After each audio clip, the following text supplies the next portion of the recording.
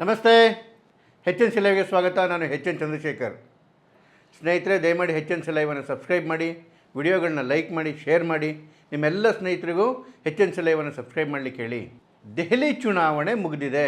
ಕೇಜ್ರಿವಾಲ್ ಅವರ ಹಾಗೂ B J ಪಿಯ ಹಣೆಬರ ನಿರ್ಧಾರ ಆಗ್ತಾ ಇದೆ.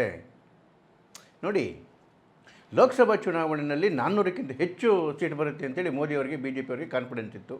ಆದರೆ ಚುನಾವಣೆ ಮುಗಿದಾಗ ಬಂದಿದ್ದು ಕೇವಲ 240.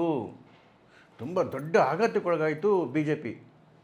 ತಕ್ಷಣ ಏನು ಮಾಡ್ತು, ಡ್ರಾಯಿಂಗ್ ರೂಮಲ್ಲಿ ಕೂತ್ಕೊಂತು ಚಿಂತನ ಮಂಥನ ನಡೆಸೋಕ್ಕೆ ಶುರುವಾಯಿತು. ಯಾಕೆ ನಮಗೆ ಸೋಲಾಯಿತು, ಎಲ್ಲಿ ಕಡಿಮೆ ಆಯಿತು, ಯಾವ ಸ್ಟ್ರಾಟಜಿ ಒಳಗಡೆಗೆ ಫೇಲ್ ಆಯಿತು ಅಂತೇಳಿ ಮೀಟಿಂಗ್ಗಳು ಸ್ಟಾರ್ಟ್ ಆದವು, ಇಂಟರ್ನಲ್ ಮೀಟಿಂಗ್ಗಳು ಶುರುವಾದವು. ಏನು ಬಿ ಜೆ ಪಿಯ ಸಂಘ ಪರಿವಾರದ ಅಂಗಸಂಸ್ಥೆಗಳ ಜೊತೆಗೆ ಡಿಸ್ಕಷನ್ಗಳು ಶುರುವಾಯಿತು. ನೋಡಿ, ಇದೇ ಬಿ ಜೆ ಪಿಗೆ ಮತ್ತು ಕಾಂಗ್ರೆಸ್ಗೆ ಇರ್ತಕ್ಕಂಥ ಡಿಫ್ರೆನ್ಸು. ಬಿ ಜೆ ಪಿನಲ್ಲಿ ಸೋಲಾದ ತಕ್ಷಣವೇ ಚಿಂತನೆ ಮಂಥನ ಶುರುವಾಗುತ್ತೆ. ಯಾಕೆ ಸೋಲಾಯಿತು, ಇದು ಎಲ್ಲಿ ಸರಿಪಡಿಸ್ಕೋಬೇಕು ಅಂತೇಳಿ ಮುಂದಿನ ಚುನಾವಣೆ ಅಷ್ಟೊತ್ತಿಗೆ ಕೋರ್ಸ್ ಕರೆಕ್ಷನ್ ಮಾಡ್ಕೊಳ್ತಕ್ಕಂಥ ಅವಕಾಶಗಳನ್ನ ನಿರ್ಮಾಣ ಮಾಡ್ಕೊಂಡು ಹೋಗ್ತಾರೆ. ಆದರೆ ಕಾಂಗ್ರೆಸ್ಸಲ್ಲಿ ಎಲೆಕ್ಷನ್ ಮುಗಿತಿದಂಗೆನೇ ರಾಹುಲ್ ಗಾಂಧಿಯವರು ಥೈಲ್ಯಾಂಡ್ಗೋ ಯುರೋಪ್ಗೆ ಹೋಗ್ತಾರೆ. ಮೋಸ್ಟ್ಲಿ ಅಲ್ಲಿ ಚಿಂತನ ಮಂಥನ ಏನೇನು ಮಾಡ್ತಾರೋ ಗೊತ್ತಿಲ್ಲ, ಆದರೆ ರಿಸಲ್ಟ್ ಏನು ವ್ಯತ್ಯಾಸ ಆಗಲ್ಲ. ಬಿ ಜೆ ಪಿನಲ್ಲಿ ಚಿಂತನ ಮಂಥನ ಶುರುವಾಯಿತು ಲೋಕಸಭಾ ಚುನಾವಣೆ ಆದಮೇಲೆ, ಯಾಕೆ ನಮಗೆ ಸೋಲಾಯಿತು ಅಂತೇಳಿ. ಅಲ್ಲಿ ಬಂದಂತಹ ಒಂದು ಬ್ರಾಡ್ ಒಪಿನಿಯನ್ ಏನಂತ ಹೇಳಿದ್ರೆ, ಏನು ಆ ಚುನಾವಣೆಯಲ್ಲಿ ವಿರೋಧ ಪಕ್ಷಗಳು ಒಂದು ನೆರೇಟಿವ್ನ ಬಿಲ್ಡ್ ಮಾಡಿದ್ವು. ಅಂದರೆ ಸಂವಿಧಾನವನ್ನು ತೆಗೆದಾಕ್ಬಿಡ್ತಾರೆ, 400 ಬಂದರೆ ಅದಕ್ಕೋಸ್ಕರವೇ 400 ಬೇಕು ಅಂತ ಹೇಳ್ತಾ ಇರೋದು. ಅದಾದಮೇಲೆ ರಿಸರ್ವೇಷನನ್ನು ತೆಗೆದಾಕ್ಬಿಡ್ತಾರೆ ಇವರು ಅಧಿಕಾರಕ್ಕೆ ಬಂದರೆ ಅಂತ ಹೇಳಿದ್ರಲ್ಲ. ಈ ನೆರೇಟಿವನ್ನು ಸೃಷ್ಟಿ ಮಾಡಿದ್ರಲ್ಲ, ಈ ನೆರೇಟಿವನ್ನು ಕೌಂಟರ್ ಮಾಡೋದಕ್ಕೆ ಬಿ ಜೆ ಪಿ ಜನರಲೈಸ್ಡ್ ಆಗಿ ಉತ್ತರ ಕೊಟ್ಕೊಂಡೋಯ್ತು. ಏನು ಜನರಲೈಸ್ಡ್ ಆಗಿ, ನಾವೀಗಾಗಲೇ 10 ವರ್ಷದಿಂದ ಅಧಿಕಾರದಲ್ಲಿದ್ದೀವಿ, ಮೋದಿಯವರು ಯಾವತ್ತೂ ಸಂವಿಧಾನಕ್ಕೆ ಅಗೌರವ ಕೊಡ್ತಕ್ಕಂಥ ಕೆಲಸ ಮಾಡಿಲ್ಲ, ಇನ್ನೂ ಸಂವಿಧಾನಕ್ಕೆ ಶಕ್ತಿ ತುಂಬತಕ್ಕಂಥ ಕೆಲಸ ಮಾಡಿದ್ದೀವಿ, ಮತ್ತು ಈವನ್ ರಿಸರ್ವೇಷನ್ ಜಾಸ್ತಿ ಮಾಡ್ತಕ್ಕಂಥ ಕೆಲಸಗಳು ನಾವೇ ಮಾಡಿರೋದು, ಎಸ್ ಸಿ ಎಸ್ ಟಿಗೆ ಬಲ ತುಂಬಿರೋದು ನಾವೇ ಅಂತ ಜನರಲೈಸ್ಡ್ ಆಗಿ ಹೇಳ್ಕೊಂಡು ಬಂದರು. ಬಿಟ್ಟರೆ ಪರ್ಟಿಕ್ಯುಲರ್ ಟಾರ್ಗೆಟ್ಗೆ ಏನು ವಿರೋಧ ಪಕ್ಷಗಳ ಮಾತುಗಳು ಚುಚ್ಚಿತ್ತಲ್ಲ, ಯಾರು ಆದಿವಾಸಿಗಳಲ್ಲಿ, ಎಸ್ ಸಿ ಸಮುದಾಯಗಳಲ್ಲಿ, ಆ ಸಮುದಾಯಕ್ಕೆ ಹೋಗಿ ಚುಚ್ಚುತ್ತಲ್ಲ ಮಾತು, ಆ ಸಮುದಾಯದ ಹತ್ತಿರ ಕೂತ್ಕೊಂಡು ಅದನ್ನು ಹೋಗಲಾಡಿಸ್ತಕ್ಕಂಥ ಕೆಲಸಗಳಾಗಿರಲಿಲ್ಲ. ಅಂದರೆ ನೋಡಿ, ಚುನಾವಣೆಯಲ್ಲಿ 2 ಥರ ಕೆಲಸಗಳು ನಡೆಯುತ್ತೆ. ಒಂದು ಜನರಲೈಸ್ಡ್ ಮೆಸೇಜಿಂಗು, ಮತ್ತೊಂದು ಟಾರ್ಗೆಟೆಡ್ ಮೆಸೇಜಿಂಗು. ಟಾರ್ಗೆಟೆಡ್ ಮೆಸೇಜಿಂಗ್ ಅಂದರೆ ಒಂದು 10-15ಗಳ ಸಣ್ಣ ಗುಂಪುಗಳನ್ನ ಮಾಡಿಕೊಂಡು ಆ ಜನರ ಹತ್ತಿರ ಹೋಗಿ ಇರ್ತಕ್ಕಂತಹ ಭಯವನ್ನು ಹೋಗಲಾಡಿಸ್ತಕ್ಕಂಥದ್ದು. ಬಿ ಜೆ ಪಿಗೆ ತಾನು ಟಾರ್ಗೆಟೆಡ್ ಮೆಸೇಜಿಂಗ್ ಮಾಡಲಿಲ್ಲ, ಟಾರ್ಗೆಟೆಡ್ ಕ್ಯಾಂಪೇನ್ ಮಾಡಲಿಲ್ಲ ಅಂಥೇಳಿ ಗೊತ್ತಾಯಿತು. ತಕ್ಷಣ ತಿದ್ಕೊಂಡ್ರು. ನೋಡಿ, ಅದಾಗ್ತಿದ್ದಂಗೆನೇ ಹರಿಯಾಣ ಚುನಾವಣೆ ಬಂತು. ಹರಿಯಾಣದಲ್ಲಿ ಹೀನಾಯವಾಗಿ ಸೋತಿದ್ರು ಕಳೆದ ಬಾರಿಗೆ ಹೋಲಿಸ್ಕೊಂಡ್ರೆ. 10ರಲ್ಲಿ ಕೇವಲ 5 ಲೋಕಸಭಾ ಕ್ಷೇತ್ರಗಳನ್ನಷ್ಟೇ ಗೆಲ್ಲಲಿಕ್ಕಾಗಿತ್ತು. ಮತ್ತು ಆ ಚುನಾವಣೆಯಲ್ಲಿ ಕಾಂಗ್ರೆಸ್ ಗೆದ್ದೇ ಬಿಡ್ತು ಅಂತ ಎಲ್ಲರೂ ಹೇಳಿಬಿಟ್ಟಿದ್ರು. ಬಿ ಜೆ ಪಿಯವ್ರಿಗೂ ಕಾನ್ಫಿಡೆನ್ಸ್ ಇರಲಿಲ್ಲ. ಯಾರೋ ಒಬ್ಬ ಬಿ ಜೆ ಪಿಯವರು ಒಂದು ಸರಿ ಹೇಳ್ತಿದ್ದಂಥ ಮಾತು ಕೇಳಿಸ್ಕೊಂಡೆ, ಮ್ಯಾಕ್ಸಿಮಮ್ ಅಂತ ಹೇಳಿದ್ರೆ 24 ಸೀಟ್ ಬರುತ್ತೆ ಅಂತೇಳಿ. ಆದರೆ ಚುನಾವಣೆಯಲ್ಲಿ ಏನಾಯಿತು, ಅಭೂತಪೂರ್ವವಾದ ಜಯ. ಹೇಗೆ ಅಂತೇಳಿದ್ರೆ, ಚುನಾವಣೆಗೆ ಮುಂಚೆನೇ ಭಾಜಪದ ಕಾರ್ಯಕರ್ತರುಗಳು ಮತ್ತು ಒಂದಷ್ಟು ಆರ್ ಎಸ್ ಎಸ್ ತೊಡಗಿಸ್ಕೊಂಡಿರೋರು ಕೂಡ ಗ್ರಾಮಕ್ಕೆ ಹೋಗಿ, ಗಲ್ಲಿಗೆ ಹೋಗಿ, ಗುಡಿಸ್ಲುಗಳಿಗೆ ಹೋಗಿ, ಮನೆಗಳಿಗೂ ಹೋಗಿ ವಿಷಯಗಳನ್ನ ತುಂಬಲಿಕ್ಕೆ ಶುರು ಮಾಡಿದ್ರು. ಸಂವಿಧಾನಕ್ಕೆ ಶಕ್ತಿ ಕೊಡ್ತಾ ಇರ್ತದೆ ಬಿ ಜೆ ಪಿ ಇರೋವರೆಗೂ ರಿಸರ್ವೇಷನ್ಗೆ ಯಾವುದೇ ತೊಂದರೆ ಆಗಲ್ಲ, ಇನ್ನೂ ಶಕ್ತಿ ಜಾಸ್ತಿ ಆಗುತ್ತೆ ಅಂತೇಳಿ ಆ ಆದಿವಾಸಿಗಳ ಜೊತೆ ಕೂತ್ಕೊಂಡ್ರು, ಎಸ್ ಸಿ ಸಮುದಾಯಗಳ ಜೊತೆ ಕೂತ್ಕೊಂಡ್ರು. ಏನು ಸಣ್ಣ ಗುಂಪುಗಳಲ್ಲಿ ಚಾಯ್ ಪೆ ಚರ್ಚಾ ಈ ಥರದಲ್ಲಿ ಪುಟ್ಟ ಗುಂಪುಗಳನ್ನ ಮಾಡಿ, 10 ಜನ ಜೊತೆ ಮೀಟಿಂಗ್ ಮಾಡಿ, 5 ಜನ ಜೊತೆ ಮೀಟಿಂಗ್ ಮಾಡಿ, ಈ ಥರದಲ್ಲಿ ಮಾಡಿ ಹೆಣ್ಮಕ್ಳ ಜೊತೆಗೆಲ್ಲ ಮೀಟಿಂಗ್ ಮಾಡಿ ವಿಷಯಗಳು ತುಂಬಿದ್ರು. ಅದರ ರಿಸಲ್ಟ್ ಏನಾಯಿತು, ಹರಿಯಾಣ ಅಭೂತಪೂರ್ವವಾಗಿ ಗೆಲ್ತು. ಅದೇ ರೀತಿ ಮಹಾರಾಷ್ಟ್ರದಲ್ಲೂ ಅಷ್ಟೇ ಟಾರ್ಗೆಟೆಡ್ ಮೆಸೇಜಿಂಗ್, 5 ಜನ 10 ಜನನ ಕೂರಿಸಿ ಟಾರ್ಗೆಟೆಡ್ ಮೆಸೇಜಿಂಗ್. ಈಗ ದೆಹಲಿ ಚುನಾವಣೆ ಬಂದಿದೆ. ನೋಡಿ, ದೆಹಲಿನಲ್ಲಿ ಏನಾಗುತ್ತೆ ಜನರಲ್ ಆಗಿ ಅಂತ ಹೇಳಿದ್ರೆ, 1998 ನೀವು ಪ್ಯಾಟರ್ನ್ ನೋಡ್ಕೊಂಬಂದರೆ, ಯಾವ ಪಕ್ಷ 40%ಗಿಂತ ಹೆಚ್ಚು ಓಟ್ ತಗೊಳುತ್ತೆ ಅದು ಸ್ಪಷ್ಟವಾಗಿ ಅಧಿಕಾರಕ್ಕೆ ಬರುತ್ತೆ. ಅದರಲ್ಲಿ ಒಂದು ಹೊರತು 2013 ಚುನಾವಣೆ ಆಗ ಮಿಕ್ಸ್ಡ್ ವರ್ಡಿಗೆ ಬಂದಿತ್ತು. ಅದು ಬಿಟ್ಟರೆ ಯಾವ ಪಕ್ಷ 40%ಗಿಂತ ಹೆಚ್ಚು ತಗೊಳುತ್ತೆ ಅದು ಅಧಿಕಾರಕ್ಕೆ ಬಂದ್ಬಿಡುತ್ತೆ. ಏನಾಗ್ತಿತ್ತು ದೆಹಲಿ ಒಳಗಡೆಗೆ 2013ರಲ್ಲಿ ಬಿಟ್ಟರೆ 15ರಲ್ಲಿ 20ರಲ್ಲಿ ಆಮ್ ಆದ್ಮಿ ಪಾರ್ಟಿಗೆ 40%ಗಿಂತ ಹೆಚ್ಚು ಓಟ್ಗಳು ಬರ್ತಾಯಿತ್ತು. ಬಿ ಜೆ ಪಿ 36, 37, 38, 36ರಿಂದ 39% ನಿಂತ್ಕೊತಾ ಇತ್ತು. ಅದೇ ಲೋಕಸಭಾ ಚುನಾವಣೆಯಲ್ಲಿ ಬಿ ಜೆ ಪಿಗೆ 50%ಗಿಂತ ಹೆಚ್ಚು ಹೋಗ್ತಾ ಇತ್ತು, ಆಮ್ ಆದ್ಮಿ ಪಾರ್ಟಿಗೆ ಕಡಿಮೆ ಬರ್ತಾಯಿತ್ತು. ಹಾಗಾಗಿ ಲೋಕಸಭೆನ ಬಿ ಜೆ ಪಿ ಸ್ವೀಪ್ ಮಾಡ್ತಾಯಿತ್ತು, ವಿಧಾನಸಭೆಯಲ್ಲಿ ಆಮ್ ಆದ್ಮಿ ಪಾರ್ಟಿ ಸ್ವೀಪ್ ಮಾಡ್ತಿತ್ತು. 2015 ಮತ್ತು 20ರಲ್ಲಿ ಆಮ್ ಆದ್ಮಿ ಪಾರ್ಟಿಯ ಕೇಜ್ರಿವಾಲ್ ಯಾವ್ಯಾವ ಸುಳ್ಳುಗಳನ್ನ ಹೇಳಿದ್ರು, ಯಾವ್ಯಾವ ರೀತಿಯಲ್ಲಿ ಜನಗಳಿಗೆ ಗುಮ್ರಾ ಮಾಡ್ತಕ್ಕಂಥ ಕೆಲಸ ಮಾಡಿದ್ರು, ಅದನ್ನು ಎದುರಿಸಲಿಕ್ಕೆ ಬಿ ಜೆ ಪಿ ಜನರಲೈಸ್ಡ್ ಆಗಿ ಕ್ಯಾಂಪೇನಿಂಗ್ ಮಾಡಿತ್ತು. ಆ ತಪ್ಪನ್ನು ತಿದ್ದುಕೊಂಡು ಈ ಬಾರಿಯ ಚುನಾವಣೆಯಲ್ಲಿ ಬಿ ಜೆ ಪಿ ಟಾರ್ಗೆಟೆಡ್ ಮೆಸೇಜಿಂಗ್ನ ಮೊರೆ ಹೊಕ್ಕಿದೆ. ಆಗಲೇ ಹಲವಾರು ತಿಂಗಳುಗಳಿಂದ ಬಿ ಜೆ ಪಿಯ ಬೂತ್ ಮಟ್ಟದ ಕಾರ್ಯಕರ್ತರುಗಳು, ಅವರ ಪರಿವಾರದ ಸಂಘಟನೆಗಳ ಕಾರ್ಯಕರ್ತರುಗಳು ಎಲ್ಲ ಸ್ಲಮ್ಗಳಲ್ಲಿ ಹೋಗಿ ಕೂತ್ಕೊಂಡು, ಮನೆಗಳಲ್ಲಿ ಹೋಗಿ ಕೂತ್ಕೊಂಡು, ಗಲ್ಲಿಗಳಲ್ಲಿ ಹೋಗಿ ಕೂತ್ಕೊಂಡು ಯಾವ ರೀತಿ ಕೇಜ್ರಿವಾಲ್ ಅವರಿಂದ ದೆಹಲಿ ನರ್ಕಾಗಿದೆ ಅಂತಕ್ಕಂಥದ್ದನ್ನು ಸ್ಪಷ್ಟ ಚಿತ್ರಣ ನೀಡಲಿಕ್ಕೆ ಶುರು ಮಾಡಿದ್ರು. ಮೋದಿಯವರಿಂದ ಬಿ ಜೆ ಪಿಯಿಂದ ಯಾವ ರೀತಿ ಡೆಲ್ಲಿ ಡಬಲ್ ಇಂಜಿನ್ ಸರ್ಕಾರ ಆದರೆ ಉದ್ಧಾರ ಆಗಲಿಕ್ಕೆ ಸಾಧ್ಯ ಅಂತ ತಿಳಿಸ್ಕೊಂಡು ಹೋದರು. ಕೇಜ್ರಿವಾಲ್ಗೆ ಸ್ಟ್ರೆಂತ್ ಇದ್ದಿದ್ದೇನೆ ಸ್ಲಮ್ಗಳು.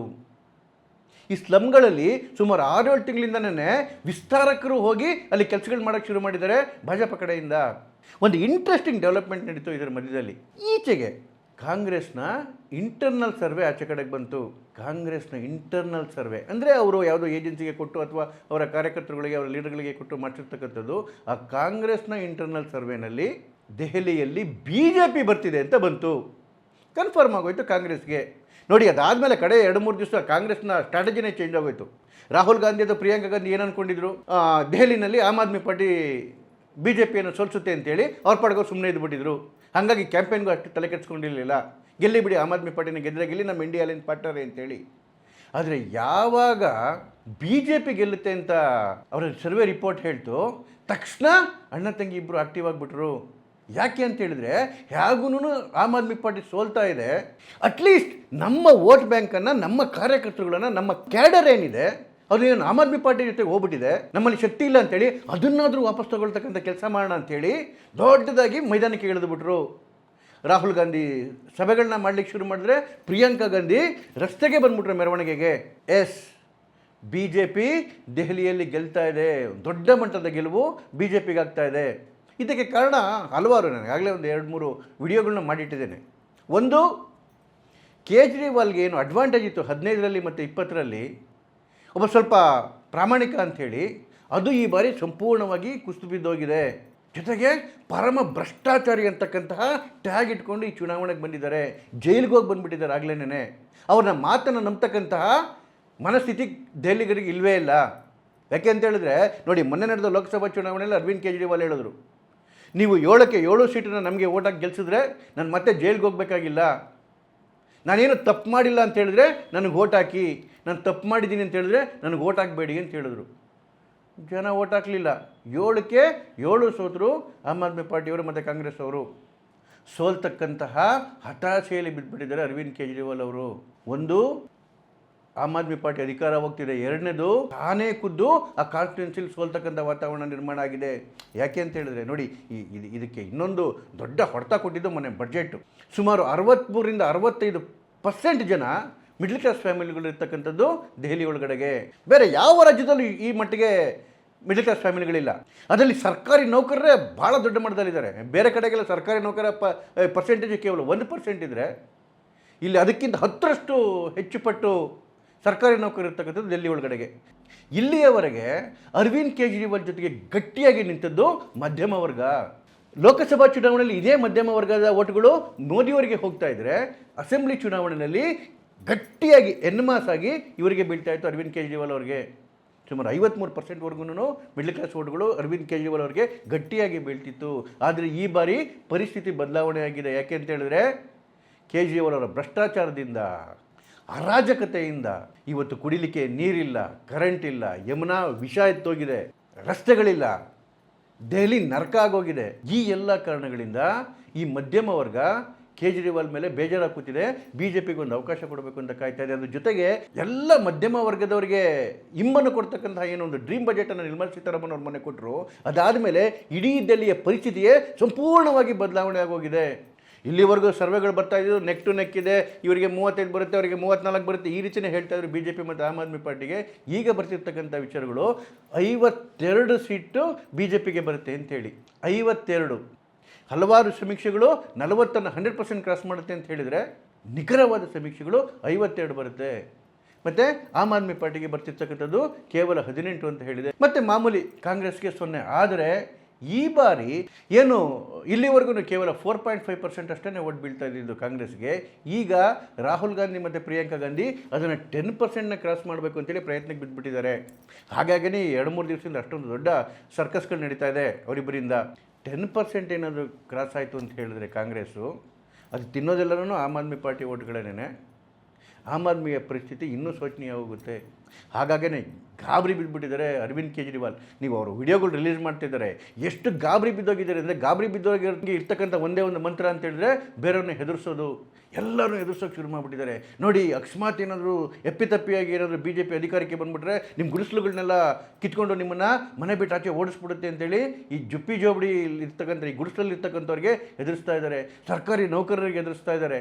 6 ತಿಂಗಳಲ್ಲಿ ಇಲ್ಲಿನ ಎಲ್ಲ ಜನಗಳನ್ನೂ ಇಲ್ಲೇ ಡಿಸ್ಪ್ಲೇಸ್ ಮಾಡಿಬಿಡ್ತಾರೆ ಅಂತೇಳಿ ಎದುರಿಸ್ತಾ ಇದ್ದಾರೆ. ಎಲ್ಲರನ್ನ ಎದುರಿಸ್ತಾ ಇದ್ದಾರೆ. ಆದರೆ ಪರಿಸ್ಥಿತಿ ಬದಲಾವಣೆ ಆಗ್ತಕ್ಕಂಥ ಸೂಚನೆ ಇಲ್ಲ. ತಾನು ನಿಂತಹ ಸೀಟಲ್ಲೇ ಅರವಿಂದ್ ಕೇಜ್ರಿವಾಲ್ ಸೋಲ್ತಾ ಇದ್ದಾರೆ. ಯಾಕೆ ಅಂತ ಹೇಳಿದ್ರೆ ಅಲ್ಲಿ BJP ಇವ್ರು ಎಗನೆಸ್ಟಾಗಿ ನಿಂತಿರೋದು ಪರ್ವೇಶ್ ವರ್ಮಾ, ಸಾಯಿ ಸಿಂಗ್ ವರ್ಮಾ, ಏನು BJP ಚೀಫ್ ಮಿನಿಸ್ಟರ್ ಆಗಿದ್ದರು, ಅವ್ರ ಮಗ. ಇಲ್ಲಿವರೆಗೂ ಲೋಕಸಭಾ ಸಂಸದರಾಗಿದ್ದರು. ಯಾವುದೇ ಚುನಾವಣೆನ ಇಲ್ಲಿವರೆಗೆ ಅವರು ದೆಹಲಿಯಲ್ಲಿ ಸೋತಿಲ್ಲ. ಮತ್ತು ಕಾಂಗ್ರೆಸ್ಸಿಂದ ನಿಂತಿರ್ತಕ್ಕಂಥದ್ದು 3 ಬಾರಿ ಕಾಂಗ್ರೆಸ್ನ ಚೀಫ್ ಮಿನಿಸ್ಟರ್ ಆಗಿದ್ದಂತಹ ಶೀಲಾ ದೀಕ್ಷಿತ್ ಅವರ ಮಗ ಸಂದೀಪ್ ದೀಕ್ಷಿತ್. ಕಾಂಗ್ರೆಸ್ನ ಗಟ್ಟಿ ಹುರಿಯಾಳು. ಸ್ಲಮ್ಗಳಲ್ಲೆಲ್ಲ ಈ ಜೋಪಡಪಟ್ಟಿ ಅಂತ ಏನು ಹೇಳ್ತಾರೆ, ಇಲ್ಲೆಲ್ಲ ಅವರ ಹಿಡಿತ ಬಿಗಿಯಾಗಿದೆ. ಇವರು ಒಂದಷ್ಟು ಓಟುಗಳೇನನ್ನು ಕಿತ್ತರೆ ಶೋಚನೀಯವಾಗಿ ಸೋಲ್ತಾರೆ ಅರವಿಂದ್ ಕೇಜ್ರಿವಾಲ್. ಪ್ರವೇಶ್ ವರ್ಮಾ ಬಗ್ಗೆ ಅಲ್ಲಿ ಒಳ್ಳೆ ಒಪಿನಿಯನ್ ಇದೆ ಜನಕ್ಕೆ. ಮತ್ತು ಅತಿ ಹೆಚ್ಚು ಸರ್ಕಾರಿ ನೌಕರರು ಇರ್ತಕ್ಕಂತಹ ಪ್ರದೇಶ ಅದು ನ್ಯೂ ಡೆಲ್ಲಿ ಕಾನ್ಸ್ಟಿಟ್ಯೂನ್ಸಿ. ಅಫ್ಕೋರ್ಸ್ ಮೊನ್ನೆ ಬಜೆಟ್ ಆದಮೇಲಂತೂ ಸರ್ಕಾರಿ ನೌಕರರೆಲ್ಲ ಕಂಪ್ಲೀಟಾಗಿ ಈ ಮೋದಿ ಕಡೆಗೆ ಮುಖ ಮಾಡಿಬಿಟ್ಟಿದ್ದಾರೆ. ಜೊತೆಗೆ ಇನ್ನೊಂದು ಹೊಸ ವೇತನ ಆಯೋಗ ಬೇರೆ ಮಾಡ್ತೀವಿ ಅಂತ ಮೋದಿಯವರೊಂದು ಕೊಟ್ಟಿರ್ತಕ್ಕಂಥದ್ದು ಕೂಡ ಆಶಾಭಾವನೆ. ಮತ್ತು ಇವರ ಡೆಪ್ಯೂಟಿ ಮನೀಶ್ ಸಿಸೋಡಿಯಾ ಕೂಡ ಸೋಲ್ತಕ್ಕಂಥ ಭೀತಿ ಒಳಗಡೆಗಿದ್ದಾರೆ. ಕಳೆದ ಬಾಡಿನೇ ಪರ್ಪಲ್ಗಂಜಲ್ಲಿ ಕೇವಲ 3,000 ಓಟಲ್ಲಿ ತಿಣುಕಿ ಪಣಕಿ ಗೆದ್ದಿದ್ರು. ಈ ಸರಿ ಅಲ್ಲಿ ನಿಂತರೆ ಗ್ಯಾರಂಟಿ ಸೋಲ್ತೀನಿ ಅಂತೇಳಿ ಅವ್ರ ಕಾನ್ಸ್ಟಿಟ್ಯೂನ್ಸಿನೇ ಚೇಂಜ್ ಮಾಡಿಬಿಟ್ಟಿದ್ದಾರೆ ಮನೀಶ್ ಸಿಸೋಡಿಯಾ. ಈಗ ಜಂಗ್ಪುರಿಂದ ನಿಂತಿದ್ದಾರೆ. ಜಂಗ್ಪುರದಲ್ಲಿ BJPಯ ಸ್ಟ್ರಾಂಗ್ ಕ್ಯಾಂಡಿಡೇಟ್ ತಾರ್ವಿಂದರ್ ಸಿಂಗ್ ಮಾರ್ವಾ. ಜೊತೆಗೆ ಕಾಂಗ್ರೆಸ್ ಕೂಡ ಗಟ್ಟಿಯಾದಂತಹ ಅಭ್ಯರ್ಥಿ ಆಗ್ಬಿಟ್ಟಿದೆ ಫರ್ಹದ್ ಸೂರಿ. ಅವ್ರು ಹಿಂದೆ ಡೆಲ್ಲಿ ಮೇಯರ್ ಆಗಿದ್ದರು. ಅವ್ರ ತಾಯಿ ಕಾಂಗ್ರೆಸ್ನ ಚೀಫ್ ಆಗಿದ್ದರು, ಕಾಂಗ್ರೆಸ್ ಪ್ರೆಸಿಡೆಂಟ್ ಆಗಿದ್ರು, 3 ಸರಿ MLA ಆಗಿದ್ದರು. ತಾಜ್ದಾರ್ ಬಾಬರ್ ಅಂತೇಳಿ ಮಹಿಳೆ, ಭಾಳ ದೊಡ್ಡ ಕಾಂಗ್ರೆಸ್ ಲೀಡರು. ಅವ್ರ ಮಗ ಈಗ ಕಾಂಗ್ರೆಸ್ಸಿಂದ ನಿಂತಿದ್ದಾರೆ. ಇಲ್ಲೂ ಕೂಡ ಸಿಸೋಡಿಯಾ ಗೆಲ್ತಕ್ಕಂತಹ ಚಾನ್ಸಸ್ ಭಾಳ ಕಡಿಮೆ. ಜೊತೆಗೆ ಏನು ಸಾಮಾನ್ಯವಾಗಿ ಡೆಲ್ಲಿನಲ್ಲಿ 62% ವೋಟಿಂಗ್ ಆಗುತ್ತೆ, ಈ ಸರಿ 65% ಕ್ರಾಸ್ ಆಗುತ್ತೆ ಅಂತೇಳಿ ವಿಶ್ಲೇಷಕರು ಹೇಳ್ತಾ ಇದ್ದಾರೆ. 65% ಅನ್ನೋ ಕ್ರಾಸ್ ಆಯಿತು ಅಂತ ಹೇಳಿದ್ರೆ ಒನ್ ಸೈಡೆಡ್ ಎಲೆಕ್ಷನ್ ಆಗಿಬಿಡುತ್ತೆ, ಧೂಳಿಪಟ ಆಗಿಬಿಡುತ್ತೆ ಆಮ್ ಆದ್ಮಿ ಪಾರ್ಟಿ. BJP ಅಭೂತಪೂರ್ವ ಗೆಲುವಾಗುತ್ತೆ. 25 ವರ್ಷಗಳ ನಂತರ ದೆಹಲಿಯಲ್ಲಿ ಮತ್ತೊಮ್ಮೆ BJP ಸರ್ಕಾರ ಬರ್ತಾ ಇದೆ. ನೋಡಿ, ಇದು ಕೇಜ್ರಿವಾಲ್ಗೆ ಪರ್ಸನಲ್ ಆಗೂ ಕೂಡ ಎಂಥ ದೊಡ್ಡ ಹೊಡೆತ ಅಂತ ಹೇಳಿದ್ರೆ, ಒಂದು ರಾಷ್ಟ್ರ ಮಟ್ಟದಲ್ಲೂ ಅವರು ಪಿಕ್ಚರಿಂದ ಆಫ್ ಆಗೋಗ್ತಾರೆ. ಅವ್ರ ಭವಿಷ್ಯವೇನೇ ಒಂಥರ ಡೋಲಾಯಮಾನ ಆಗಿಬಿಡುತ್ತೆ. ಜೊತೆಗೆ ಯಾರನ್ನ ಒಂದಷ್ಟು ಜನ ಗೆದ್ದುಬಿಟ್ಟು ಬರ್ತಾರಲ್ಲ, ಆ ಗೆದ್ದು ಬಂದಂತಹ MLAಗಳು ಇವ್ರ ಜೊತೆ ಉಳಿತಕ್ಕಂತಹ ಲಕ್ಷಣಗಳು ಕಾಣಲ್ಲ. ಪಾರ್ಟಿ ಕೂಡ ಉಳಿಯಲ್ಲ. ಪಂಜಾಬಲ್ಲಿ ಒಂದು ಇವರ ಸರ್ಕಾರ ಇದೆ, ಅಲ್ಲೂ ಕೂಡ ಉಲ್ಟಾಗಿಂತಿ ಶುರುವಾಗುತ್ತೆ. ತಾನು ಮಾಡಿದ ಸ್ವಂತ ಪಾಪದ ಫಲದಿಂದ ಇಷ್ಟೊಂದು ಮುಖವಾಡ, ಇಷ್ಟೊಂದು ಸುಳ್ಳು, ಇಷ್ಟೊಂದು ಅನ್ಯಾಯ, ಇಷ್ಟೊಂದು ಮೋಸ, ಇಷ್ಟೊಂದು ಬಾಯಿ ತೆಗೆದ್ರೆ ಸುಳ್ಳು, ಜೊತೆಗೆ ಬ್ರಹ್ಮಾಂಡ ಭ್ರಷ್ಟಾಚಾರ. ಅದಕ್ಕೆ ಹೇಳ್ತಾರಲ್ಲ, ಹಾಲು ಕುಡಿದ ಮಕ್ಕಳೇ ಉಳಿಯಲ್ಲ, ಇನ್ನು ವಿಷ ಕುಡ್ದ ಉಳಿತವ ಅಂಥೇಳಿ. ಚುನಾವಣೆ ರಿಸಲ್ಟ್ ಹಾಲು ಯಾವುದು ವಿಷ ಯಾವುದು ಅಂತ ಹೇಳುತ್ತೆ. ಸ್ನೇಹಿತರೆ, ಅರವಿಂದ್ ಕೇಜ್ರಿವಾಲ್ ಬಗ್ಗೆ ನಿಮ್ಮದೇನು ಅನಿಸಿಕೆ ಇದೆ ದಯಮಾಡಿ ಕಾಮೆಂಟ್ ಮಾಡಿ. ಮತ್ತೆ ಭೇಟಿಯಾಗೋಣ. ನಮಸ್ಕಾರ.